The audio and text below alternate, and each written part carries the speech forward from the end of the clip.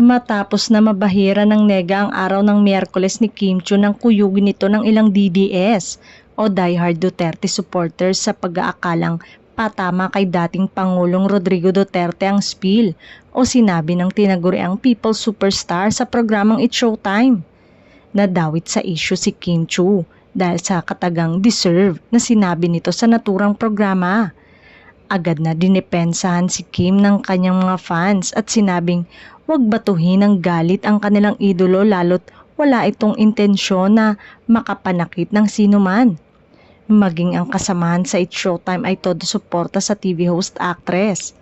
Ayon sa post ni Teddy Corpus, pwede sigurong magdemanda kapag nagpapakalat ka ng news, no?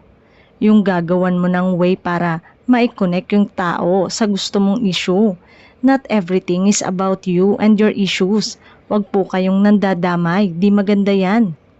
Ilan naman sa mga solid ng Kim Pao ay kinalampag ang It's Showtime para magpaliwanag sa ginawa ng programa sa kanilang idolo. Sa ngayon ay wala pang pahayag ang programa ging ang kabogabol na si Vice Ganda, ngunit ayon sa source ay agad na pinuntahan nito si Kim at kinumusta ang lagay ng aktres.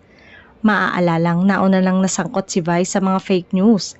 Mariing pinabulaanan ng TV host comedian na siya ang nasa likod ng kumakalat na Facebook post tungkol sa di umano'y reaksyon niya sa pagkakaaresto ni former President Rodrigo Duterte.